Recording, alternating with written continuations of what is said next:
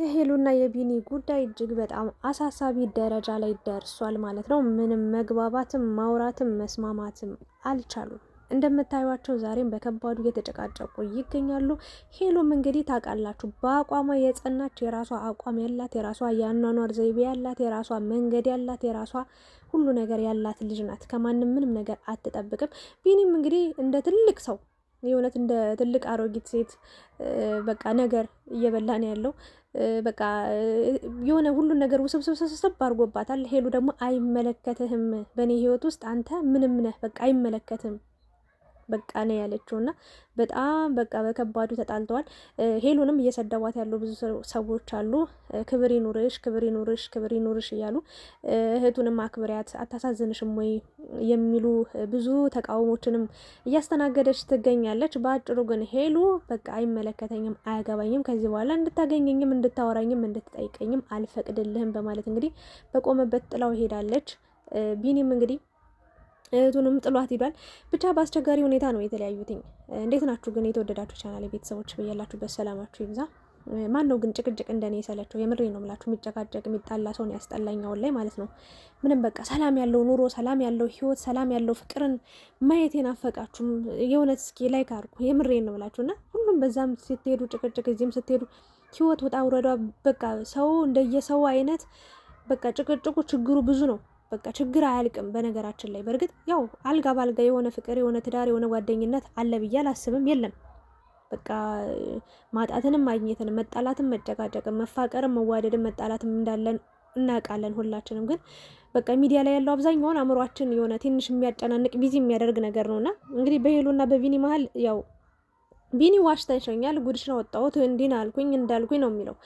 ሄሉ ደግሞ ገደብ አላት። እኔ ሄሉ 100% ትክክል ናት ያልኩት ምክንያት አለኝ። በእርግጥ ያው አንዳንዴ ውስጣችሁ እውነት ኑሮ የሚረዳችሁ ሰው ስታጡ ያ ሰው እንደማይረዳችሁ ሲያወራ ምናምን አላስፈላጊ ቃል ልትጠቀሙ ትችላላችሁ። ሰው ናት ልትጠቀም ትችላለች። ግን 100% ትክክል ነች ብዬ የማስበው በመመሰላችሁ ሄሉ የራሷ አቋም አላት። በነገራችን ላይ ከማንም አትለጠፍም፣ ከማንም ምንም ነገር አትጠብቅም።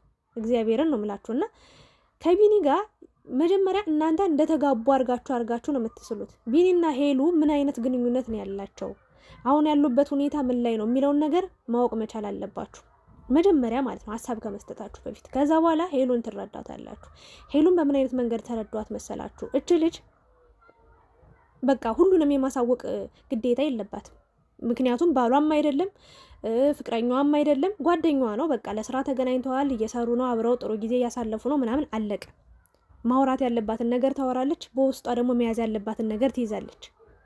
ስለዚህ የሆነ ነገር ደበቀችው፣ እንደደበቀችው አወቀ ወይም ገመተ ወይም እንጠራጠረ ምናምን፣ እሺ ያንን ነገር ለምን እንደደበቀችው በስርዓት ቢጠይቃት ኦኬ ማለት እሷም ልታስረዳው ፈቃደኛ ሆና ያለውን ነገር እንደ ጓደኛ ልረዳሽ፣ ስሜትሽን በቃ ልካፈልሽ እፈልጋለሁ፣ ምንድነው በዚህ ልክ ሀገር ጥለሽ እስከ መሄድ ያደረሰሽ ብሎ መጠየቅ ይችላል። እንደ ጓደኛ ለአንድ በቃ የምታውቁት ሰውም እንደዚህ አይነት ውሳኔ ሲወስን እንዴት ብላችሁ ትጠይቃላችሁ? ሀገር ጥሎ ሲሄድ ምናምን የሆነ ቦታ ብቻ ሰው ባይመቸው ነው አይደለ እንዴ? ከሀገር ይቅርና ከሆነ አካባቢ ወደ ሆነ አካባቢ የሚሄደው ሳይመቸው ሲቀር ነው። የሆነ ምቾት ሲያጣ ነው አይደለ እንዴ? የሆነ ነገር ሲከፋው ነው፣ የሆነ ነገር ሲያጣ ነው አይደለ እንዴ? ስለዚህ ያንን ነገር እንደ ጓደኛ ቀረብ ብሎ ይበልጥ እንደውም ቦታ እንድትሰጠው ይበልጥ በሷ ልብ ውስጥ ቦታ እንዲኖረው ይበልጥ እንድትቀርበው ይበልጥ እንድታምነው ይበልጥ እንድትወደው ይበልጥ እንድትቀርበው ያደርጋታልና ቀስ ብሎ ቢጠይቃት ሁሉን ነገር ትነግረው ነበር። ግን በዚህ ልክ ደብቀሽኛል፣ እንዲህ ብለሽ ራስ ወዳድነሽ፣ እንደዚህ ነሽ፣ አስመሳይ ነሽ፣ ውሸታም ነሽ፣ ሌባ ነሽ፣ አጭበራ ልክ ሰርቃው ዘርፋው እንደተሰወረች ሁላ በጣም ብዙ ታሪክ እያወራ ነው የእውነት ለመናገርና በጣም ተለመነ። ደግሞ እችን ለመናገር ራሱ በጣም ተለመነ። በቃ ይሆናላ።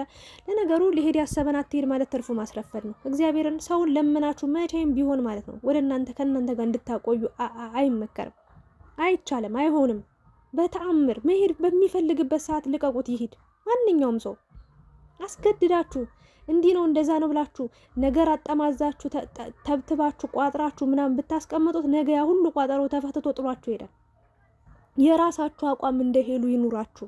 እግዚአብሔርን ነው የምላችሁ። እና መረዳት ቢፈልግ ያለችበትን ሁኔታ ማወቅ ቢፈልግ ክፋቱ ተንኮሉ ወይ ደግሞ እንደዚህ ውሸታምናት ሌባነት አጨበርባሪነቱ ሳይሆን የሚታየው በቃ እች ልጅ ምን ከፍቷት ነው ምን ሆና ነው ብሎ ነበር የሚያስበው። ገባችሁ? ስለዚህ ከድንጋይ ላይ ውሃ ማፍሰስ ነው። ሄሉ ራሱ እንዲህ ሆኜ ነው እንዲህ ነው ብላ ብታስረዳው ራሱ ምንም ከድንጋይ ላይ አይረዳትም። ኦልሬዲ ልቡን በቃ ዘግቶታል። በቃ ማመን የሚፈልገውን ነገር አምኗል።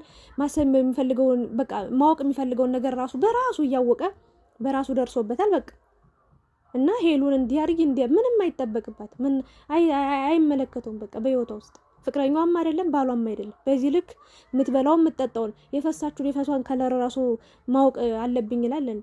ማን ስለሆነ በዚህ ሰዓት በሷ ህይወት ውስጥ ይህን ያህል ስር እንዲሰድ ወይ ደግሞ ይህን ያህል ጥልቅ ውስጥ እንዲገባ የሚያደርገው ነገር የለም። ስለዚህ መናገር ያለባትን ነገር ሄሉ እስከ ጥግ ድረስ እስከ ጫፍ ተናግራ ሄዳለች። ቢኒ ደግሞ እሱም ከዚህ በኋላ እንደዚህ አይደለም ምናምን ሲጀመር አብሯት የመሆን ፍላጎት ቢኖረው እቅድም ቢሀሳብም የሆነ ትንሽ የሆነ ነገር ቢኖረው ሄሉ በቃ በዚህ ተቀይሜሽ ተከፍቼብሽ አዘኘብሽ ነበረ። በእርግጥ አንድ ሰው ጓደኛ ነኝ ብሎ አብሯችሁ ሲሆን ብዙ ጊዜያችሁን አብራችሁ እያሳለፋችሁ ያለበት ታይም ላይ የሆነ ነገር ተደብቃችሁ ስትቆዩ ያማል። እግዚአብሔር ምስክር፣ እኔ ማጋጥሞኝ ስለሚያውቅ የሆነ ነገር ከሆነ ጊዜ በኋላ ስትሰሙት ያ ነገር ሊያናድዳችሁ፣ ሊያበሳጫችሁ፣ ሊካፋችሁ ይችላል። እንዴ እኔ ሰው አይደለሁም ማለት ነው፣ እኔ በሱ ውስጥ ቦታ የለኝም፣ እኔ በሷ ልብ ውስጥ ቦታ የለኝም ማለት ነው ብላችሁ ታስባላችሁ። ይከፋል እንደ አንድ ሰው የእውነት ለመናገር ግን ይህን ያህል ቢኒን ሪ የሚያስብል ነገር በዚህ ልክ ሄሉን እንዲያመናጭቃት ሄሉን የሆነ ያልሆነ ነገር በጣም ስድብ ራሱ ተሳድቧል። በነገራችን ላይ እንደውም ሄሉ ታግሷለች። እንደ ቢኒ ግን የታገሰች ሰው የለም ትላላችሁ ሄሉን ማለት ነው። አንዳንዴ ማለት መጀመሪያ የሆነ ሀሳብ ስትሰጡ መጅማሮውን ማየት አለባችሁ። እች ልጅ እኔ ትክክል ነች ያልኩበት ምክንያት ይሄ ነው። ግን ያሳዘነችኝ እኔ እህቱ ነች። የምር ለመናገር ማለት ታሳዝናለች። ምክንያቱም በቃ ሁለቱ አንድ እንዲሆኑ ትፈልጋለች፣ እንዲስማሙ፣ እንዲቀራረቡ የቻለችውን ሁሉ አድርጋለች። ግን በልመና የሚሆን ነገር የለም። የምሬ ነው። እንዲጥላችሁ መሄድን ልመዱ፣ እንዲሸሹ በቃ የምሬ ነው። እግዚአብሔርን ዝም ብላችሁ የምትለማመጡ በቃ የምትለምኑ ከሆኑ ሁሌ ለማኙ ናችሁ፣ ስታለቅሱ ነው የምትኖሩት። ልክ እንደ ሩታ ለሁላችን ምሳሌ ይውላችሁ። እግዚአብሔርን ሄሉ ማለት ነው የሄደ የመጣውን ብትለምን ምናምን ኑሮ እያለቃቀሰች ነበር የምትኖረው እስካሁን። እና ደግሞ ለምን አትናገሪም፣ ለምን እንዲህ ህይወትሽን ሁሉን ነገር ለምን አትናገሪም ለምትሉ ሰዎች እስከ ዛሬ በጣም ብዙ ጊዜ ከፍቷት በጓደኛ በቤተሰብ በሁሉ ነገር ተከድታ ዛሬ አወራችሁ፣ ዛሬ ያለንልሽ አሏት፣ ባዷን አስቀርተዋት በቃ እንዴት ልበላችሁ ጎድተዋት ከጀርባዋ ብዙ ሴራ እየጠነሰሱባት ስንት ችግር አይታለች። ያወራችሁ ሁሉ ምን ጠቀማት? ከዚህ በፊት እንዲሆኛለሁ ብላ ያወራችሁ የተናገረችው ነገር ምን ፈየደ? ሰው ይበልጥ ኃይለኛ ናት እንዲናት ያለ ስም ሰጣት፣ አወራት፣ ቦጨቃት፣ አነሳት፣ ጣላት፣ በቃ ብዙ ነገር አላት እንጂ ምን ተጠቀመች? ዝም ይሻላል። አንዳንዴ መናገር የሌለባችሁን ነገር አትናገሩ። ዋጋ ያስከፍላችኋል በህይወታችሁ ላይ። መቀለጃ፣ መሳቂያ፣ መጫወቻ ነው የሚያደርጓችሁ እንጂ ምንም ለውጥ የለም። ሄሉን ደግሞ ለምን አትናገሪም? ለምን እስከዛሬ የተናገረችው ነገር ምን ጠቀማት? ህይወቷን ግልጽ ሆና ህይወቷን ለሁሉም እንዲነኝ እንደዛ ነው ብላ ታሪኳን፣ ህይወቷን፣ ኑሯን ስላሳየች መሰለኝ በጣም በብዙ ሰዎች የተጎዳችው። በቅርቤ በምትላቸው አብሯት በልተው ጠጥተው ዞር ብሎ ከጀርባ የጎዷት ስንቶች ናቸው። ስለዚህ ሄሉ የራሷ አቋም አላት፣ ይመቻት። እግዚአብሔርን ወንድ ልጅ ደግሞ መለማመጥ ምን የሚሉት ነው? ወንድ ቤድ ወንድ ይመጣል። ሲጀመር ቢፈልጋት ኑሮ ለሷ ቦታ ቢኖረው ኑሮ ስለሷ ኑሮ ህይወት ቢያሳስበው ቢያስጨንቀው ትንሽ እንደው የጓደኝነት እንትን ቢኖረው ራሱ ማለት ነው በዚህ ልክ አይላላጥም ነበረ። ስለዚህ መጥፎ ሰው አይደለም፣ ግን ለሄሉ ባሳየው ነገር በቃ ከሄሉ ጋር ያለው ነገር ደስ አይልም። ሄሉ ደግሞ ማድረግ ያለባትን ነገር አድርጋለች። ጥሩ ነገር ነው ያደረገችው። በቃ ትክክል ነኝ ብላ ካሰበች እሷ ትክክል ነች በእሷ ቤት። እሱም ትክክል ነኝ ካለ ትክክል ነው። መሆን ያለበት ይሆናል፣ መቅረት ያለበት ነገር ይቀራል። ይህንን ነው ልላችሁ የምችለው። በነገራችን ላይ እኔ ከሄሉ በጣም የማደንቀው አንደኛ የራሷ አቋም የራሷ ኑሮ ስላላት በጣም ትመቸኛለች። የምንም ከምንም በላይ ነው። ምንም የቱንም ያህል ችግር ቢያጋጥማት፣ የቱንም ያህል ሰው ቢወቅሳት፣ ቢያጠሳት፣ ቢጥላት በማንም አስተሳሰብ አትመራም። በማንም አመለካከት በቃ አትሄድም። በራሷ እይታ፣ በራሷ አመለካከት፣ በራሷ አስተሳሰብ የምትጓዝ ልጅ ናት። በዚህ አደንቃታለሁ። ሁለተኛ ባለባበሷ፣ ሴትነቷ ደስ ይለኛል። እግዚአብሔርን አልሸነፍ በይ ጠንካራ ጀግና ናት። ስንቴ ነው የታመመች፣ ስንቴ ነው የተጎዳች በምታምናቸው ሰዎች፣ ስንቴ ነው የተከዳችው። ግን እሷ ግን አለች። አያችኋት? አበባ መስላለች። አለባበሷ በጣም ይመቸኛል። ወጣ ያለ አለባበስ አንድም ቀን ለብሳ አታውቅም። አንድም ቀን የሴት አለባበስ ነው የምትለብሰው። እግዚአብሔርን ደግሞ ሲያምርባት የፀጉር ስታይሏ የምሬ ነው። አለባበሷ በጣም ትችላለች። በጣም ያምርባታል። ሴት ልጅ እንዲህ ስትሆን ስርዓት ስትይዝ ደስ ይላል። ምንም በቃ ስሟን የሚያስጠፋ አለባበስ አንድም ቀን ለብሳ አይቻት አላውቅም።